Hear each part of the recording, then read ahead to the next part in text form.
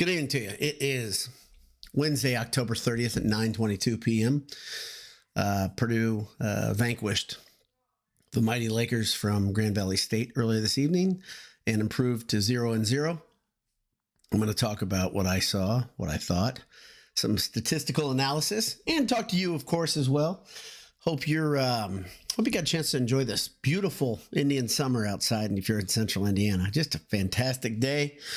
And Purdue had a fantastic day of their very own this evening in Mackey Arena while playing on BTN minus.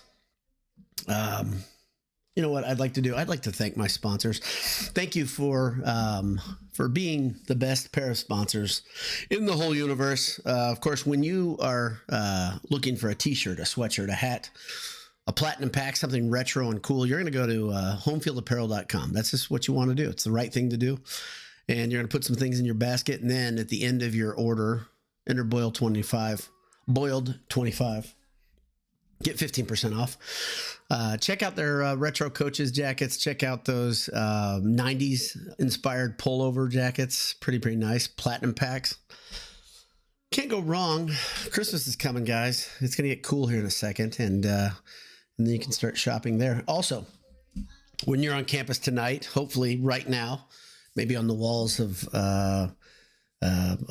my favorite restaurant, my face is there. And where I'd like to have my real face is AJ's. AJ's on Vine.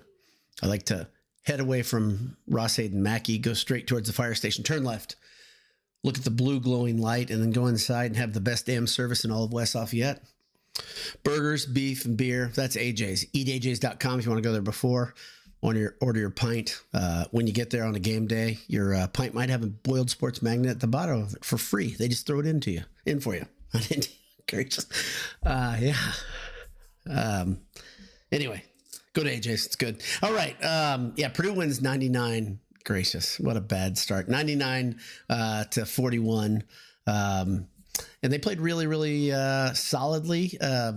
Early in the game, it seemed to me, if I don't know Grand Valley State's game plan, but it seems to me Grand Valley State said we're going to try to pack it in, take away some of Purdue's moxie, if you will, in the middle.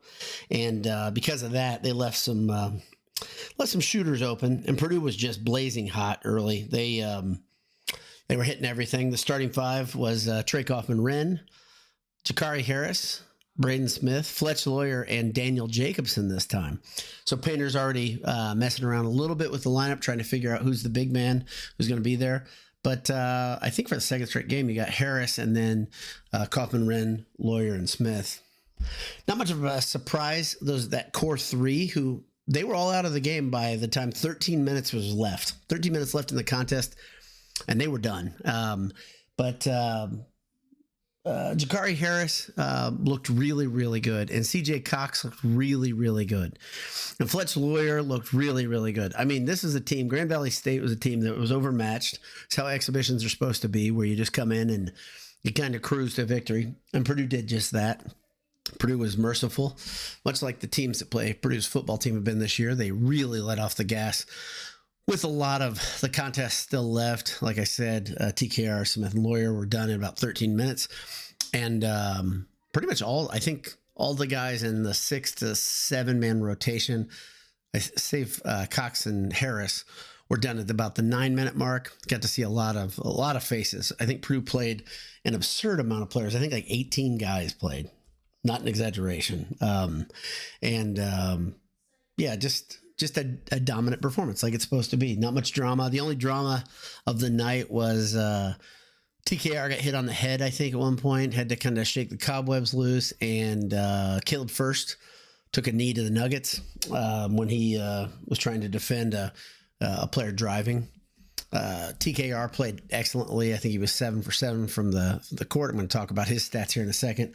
He was tied with a couple other guys, leading everybody with 15 points. Let's look at it. I'm just going to jump right into stats. We don't need to focus too much on me pontificating, but here we go. So Kaufman-Renn, 15 points, 7 for 7 from the field, and 10 boards to go along with that. Purdue was physically dominant. They looked like a team that contends for Big Ten titles and goes to Final Fours, and Grand Valley State looked like a lower division default. Let's try it again. Lower division foe. Let's see who else. CJ Cox had 15 points on 4-7 shooting. Purdue didn't. Well, that's not right. So Purdue ends the game under 40% shooting from three, 36%. But make no bones about it, for big chunks of the game, they were shooting well over 45, near 50% from three. They were shooting 65, 70% from the floor. And that kind of tapered off in the closing 5 minutes, because Purdue got stuck on 92 points, if I remember correctly, and couldn't find a basket. Lid was on there. But we get to see a lot of guys play. Colvin looked very good. 10 points, 4-6 shooting. Good from deep too. His stroke is always smooth. He was 2 for 3 from three. Smith was led everybody in assists on both teams with 5 of them, but also had 7 points. Was 2 for 6 from the floor. And let's see what else. Jakari Harris, 10 points, 3 of 7 shooting. And I think I'm missing one. I think that's everybody. Cox, Lawyer. There you go. Lawyer, 4 for 9 from the field, only 1 for 4 from three. He looked good on the drive. He had 3 assists along with the 15 points. So Purdue, nice complete game from free throw line. They shot 26 free throws. Awesome number, 88.5%. I mean, 23 for 26. That's a really good place to be.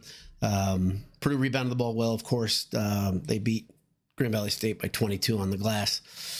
What you'd like to see happen and what did happen in the exhibition. So not really much to talk about here. I'm going to open up the floor, and we're going to have maybe a legit quick cast, unless just conversation just catches fire. Boiler Bugle was first, just like Caleb, right in the Nuggets. Greg Manis, hello, sir, and thanks again for your help this evening, Greg. Ted Berge says, good evening, happy Halloween. And to you and yours, happy Halloween. Everybody here who's got little ones, I hope you have a great night tonight. I think there's a little rain in the forecast, central Indiana, which always stinks because you want the costumes to look just right.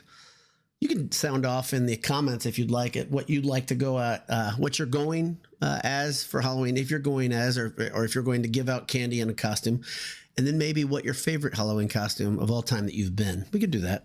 That'd be kind of fun. And what's your favorite Halloween candy? It's another thing we can talk about. And of course, why are candy corn the worst things you can put in your mouth in the universe? Why do they exist? Why would somebody want to chew on that? Because the texture is disgusting and the flavor is as well. Karen Grulak says, B. Dowd, good evening. Same to you, Karen. Hope you're well.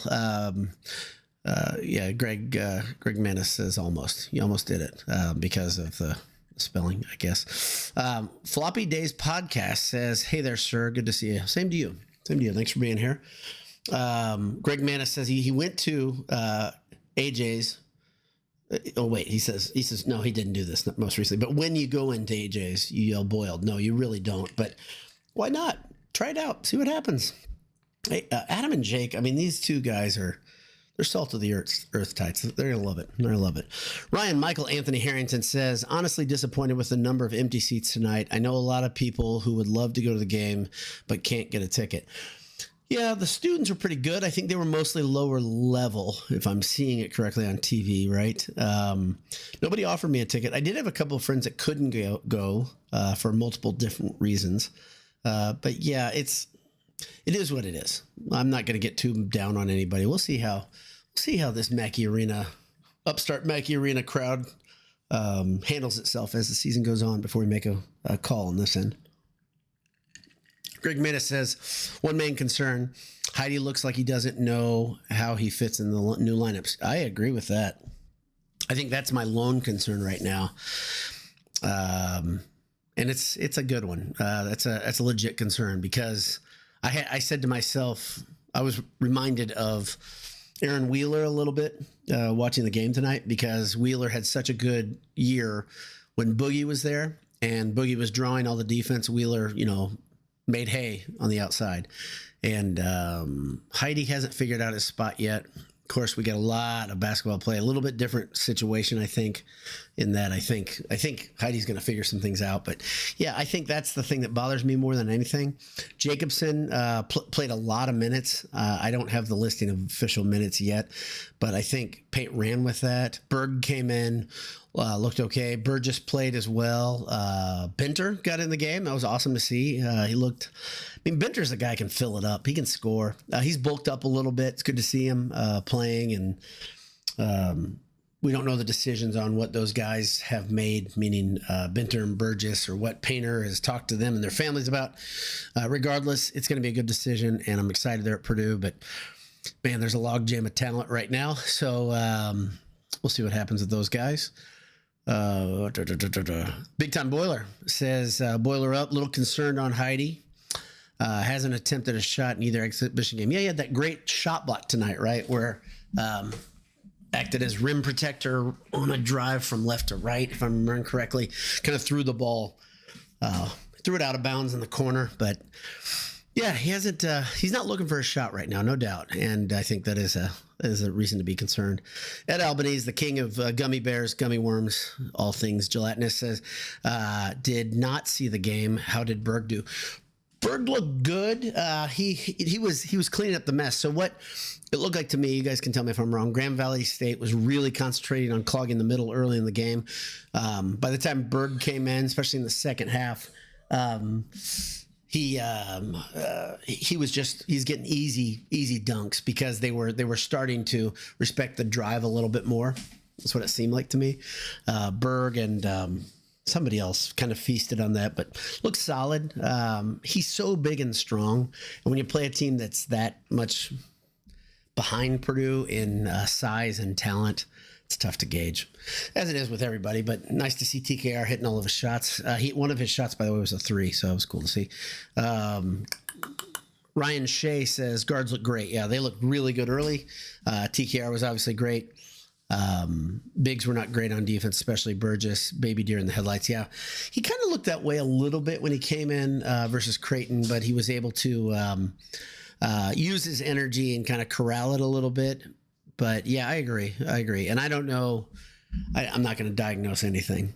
It's just too early. But yeah, I agree. Agree with the assessment. Ancient Astronaut says, I'm going as Edie. That's awesome. So how tall are you, Ancient Astronaut? That's an important part of the costume, but that's pretty cool. Are you going trick-or-treating with kids, or are you just going to go and put stilts on and terrify people? Either way, it could be fun. Ed Albanese says, I'm going as a garbage can.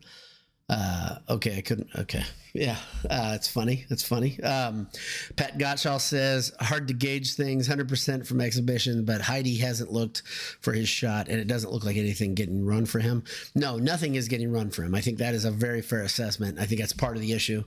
I don't know if he was getting a lot run for him last year. He was just kind of opportunistic, right? Obviously, Edie pulls a lot of bodies, eyeballs towards him, and so Heidi was able to use that space and go clean things up.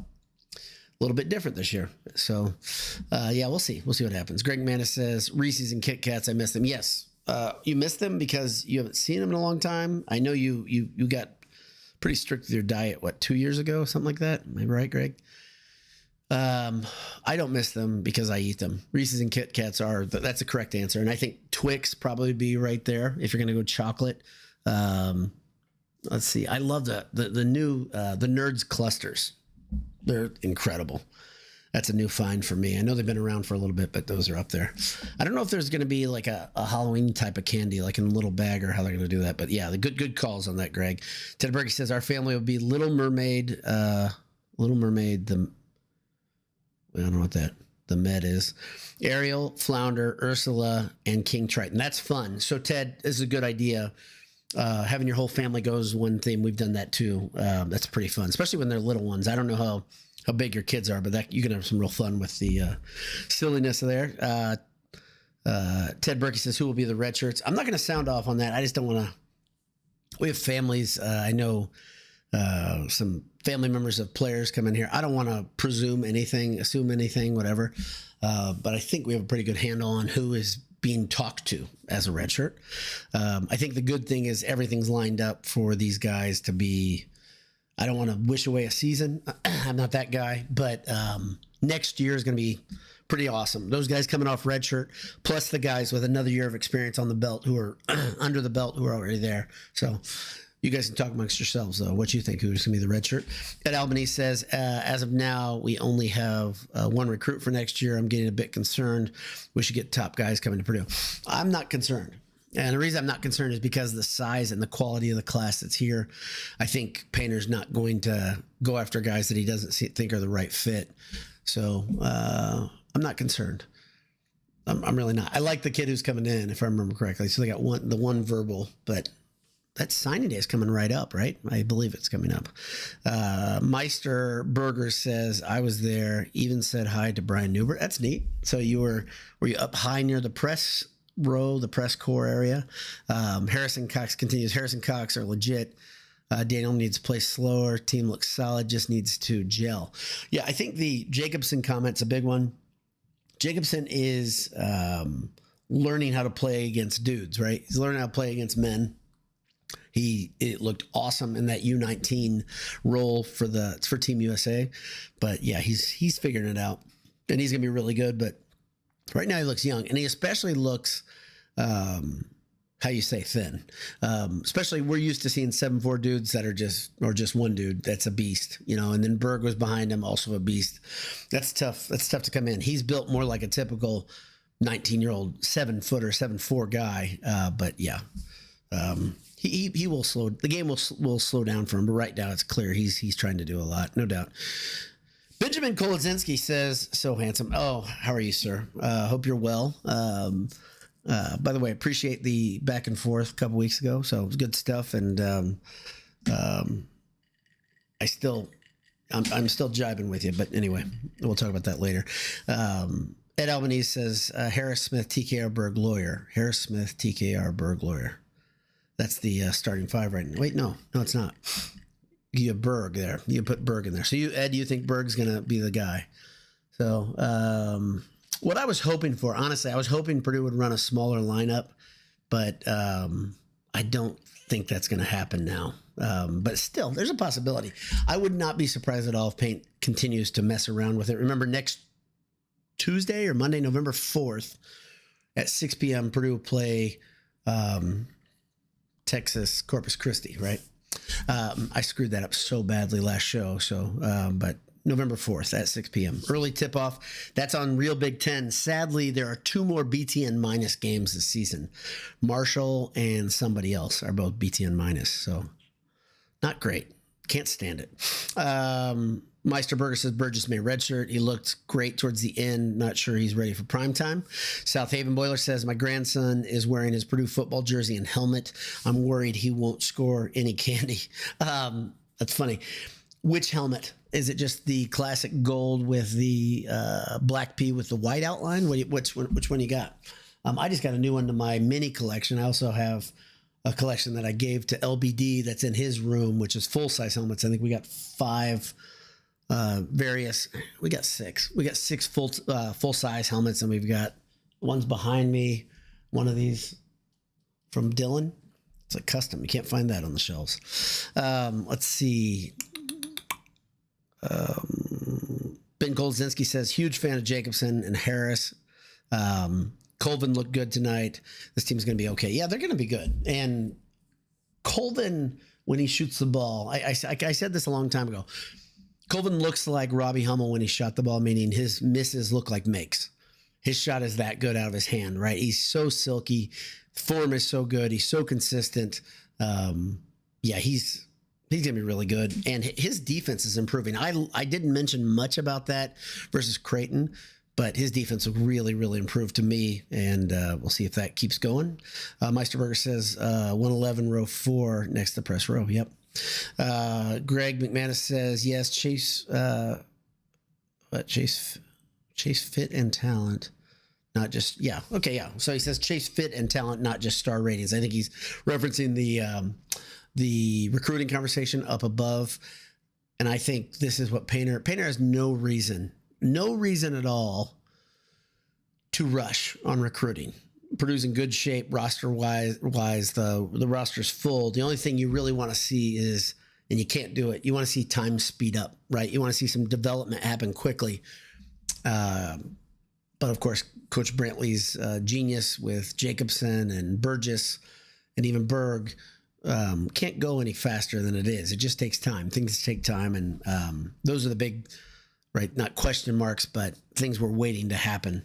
So yeah, I like this roster a lot. I think it's pretty compete. What am I drinking tonight? I'm drinking a pre-made old fashioned from Harry and Izzy's. It's pretty good. Pretty good. Very one thing I kind of what I put in there. I didn't put a rye in there. It's very sweet and it's very not floral, very orange. It's got a very fruity flavor to it. So not unlike myself. So it's good though. It's good, and you can find it anywhere. So easy to sip, and I've got a little bit of work to do tonight. So thought the bartender got generous. Let's say that. No, I'm not going to read that. Meisterberger says, "Is Daniel plays too fast? Berg is a hurricane." Yeah, Berg needs to. I used to say this with the kids I used to coach years ago. I used to say, "Tame the tiger." When the kid was just like so zealous that they were trying to do everything, and it feels like Jacobson had a little bit of that tonight, but Berg definitely has that. Gets on the court, and he's going hard, which I appreciate, right? But he doesn't know how to control himself yet, and so he did it tonight too, just like Denver's Creighton. And he's such a big guy; his little mistakes can hurt. So yeah, I agree. South Haven Boiler says classic golden black block P. Was his dad's, going vintage. Very, very cool. So very good. So you're probably, when you say classic, again, I'll dig in a little deeper. I'd say Motion P. So anything after 1990, when the Motion P was put in 92? Is that about right? Maybe it's after that. So somebody tell me when the Motion P came in. But I think it was early 90s. Maybe I'm wrong. We didn't have the straight up P then, did we? And then the white outline. So yeah, good stuff. So yeah, good. That's cool. Raise them right, South Haven. That's awesome. So, in South Haven, by the way, I visited your locale. It's beautiful up there. I don't know if you live there or just are a fan of the place. It's amazing. It's amazing. So, but that's about it. Good talk tonight. Good fake win for Purdue. Next up, Texas Corpus Christi. Let's look at the schedule real quickly. So you've got 6 p.m. It'll be on BTN November 4th. And then, so Northern Kentucky is on BTN minus on November 8th at 7 p.m. And then Yale is kind of the first little test. That's a good team. That's a team that's gone to the tournament a bunch the last, 5 years.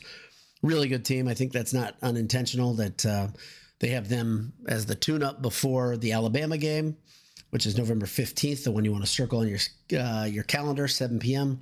They get to welcome number 1 or 2 Alabama before going to Marquette. So that's a tough 3 games in a row. And then you've got, again, Marshall on Big Ten minus before NC State. Wow, that's fun too. So, and that's the one that starts off that tournament out in San Diego. And that's Thanksgiving weekend. So that's about it. Good look ahead, and hope everybody is having a great evening. And like I said, if you're going out with your kids, make sure that you help them sort their candy. Make sure it's all safe. So the daddy tax is in effect, and I hope they understand that has to exist. It's a real thing, and you get the stuff off the top that you need to get. And if your kid is upset with the amount of candy they have, you say, well, walk faster. Pretty simple. Walk faster.